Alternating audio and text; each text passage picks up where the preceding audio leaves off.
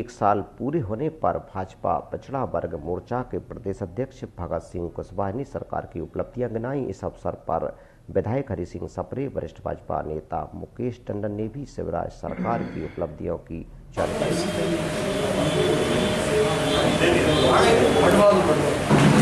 जकड़ में था और 2 दिन पहले तक प्रदेश में मौजूद कमलनाथ सरकार की भीषण लापरवाही के चलते इस महामारी से बचने के समुचित उपाय नहीं किए गए थे। प्रदेश में मात्र टेस्टिंग किट लैब की बात करें तो जिनकी क्षमता 300 प्रतिदिन थी, हमारी सरकार के में लैब की संख्या 32 कर दी गई। और राज्य सरकार एक ही चीज़ रोक रहे थे, शिवराज जी ने खजाना खाली कर दिया, खजाना खाली कर दिया, इसके अलावा इनने कोई काम नहीं किया। समझा माननीय मुख्यमंत्री जैसे 8:45 में शपथ ली आदरणीय शिवराज सिंह चौहान जी ने, और 9 बजे बल्लभ भवन पहुँच गए थे कोरोना काल में। माननीय मुख्यमंत्री जी ने जिस तरीके से पूरी मध्य प्रदेश की जनता की इस महामारी में, कोरोना महामारी ने चिंता की है, चाहे बाहर से आया हो मजदूर, चाहे कहीं से उन्हें सारी खाना पीना की सारी व्यवस्था माननीय मुख्यमंत्री जी ने की है। मैं ये कहना चाहता हूँ, कमलनाथ से धोखे से एक बेटा बेहालत हो तो 2 लाख रुपया कर्ज माफ। भाई सफ़ेद झूठ तो कहा बात सुनी है, मगर ये तो काले झूठ बोले थे जी। उनने एक किसान को मध्य प्रदेश में कोई भी बता दे किसी एक किसान का 2 लाख का कर्ज माफ किया। ऊपर से किसानों पर ब्याज का भार पड़ा कम 50 हज़ार रुपया।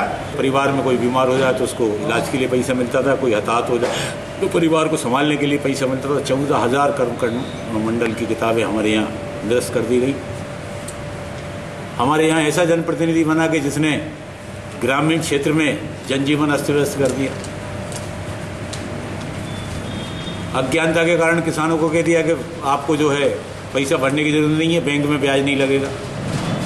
लगभग 3.5 करोड़ रुपए विदिशा विधानसभा क्षेत्र के किसानों को उस अज्ञानता के कारण दंड लगा और उनको पैसे भरना पड़े।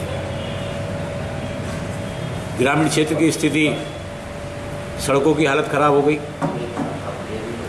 नगर पालिका क्षेत्र में हमारे 1 अक्टूबर की बैठक स्थगित कर दी गई, शहर के विकास कार्य को रोक दिया गया। इन 14 महीने में सिर्फ एक ही काम किया गया, पत्र लिखे गए और विधानसभाएं लगाई गई। वो विधानसभाएं भी व्यक्तिगत संस्था के खिलाफ हो तो ठीक है, व्यक्तिगत लगाने का प्रयास किया। एक अजीब सी राजनीतिक स्थिति विदिशा में इन 14 महीनों में पैदा हुई। इसको मैं दुर्भाग्य मानता हूं कि आज़ादी के बाद हमारे शहर की जो गौरवशाली परंपरा रही थी, राजनीति सिर्फ चुनाव के समय होती थी, मगर राजनीति चुनाव के बाद शहर के विकास की बात होती थी, लोगों के भले की बात होती थी, वो सब खत्म हो गई। अब तो व्यक्तिगत विकास की बात हो गई। कोरोना काल में अगर हम देखें तो जनप्रतिनिधियों का पता नहीं लगा, वो पता लगा तो मालूम पड़ा वेयर हाउस बन गया। नज़दीक जो है सोनोग्राफी की मशीन आ गई। हमारे यहाँ टेस्टिंग प्रारंभ हो गए, जिला चिकित्सालय में भी हो गए कोरोना की दृष्टि से, और मेडिकल कॉलेज में भी हो गए। स्वास्थ्य की दृष्टि से ये सारी सुविधाएँ हमारे क्षेत्र को मिली। और हमारा जो शहर है, हमारा जो ज़िला है, वो कृषि आधारित ज़िला है। ज़्यादातर आबादी गांव में निवास करती है। गांव के जीवन अस्त व्यस्त हो गया था। सोयाबीन का नुकसान 19 में भी हुआ था, 20 में भी हुआ, मगर किसी प्रकार की क्षतिपूर्ति नहीं मिली, किसी प्रकार की राहत नहीं मिली, बीमा की रकम नहीं मिली। मगर धन्यवाद देता हूँ माननीय मुख्यमंत्री जी का, ये जो शानदार कार्यकाल रहा, 1 वर्ष का जो कल पूरा होने जा रहा है।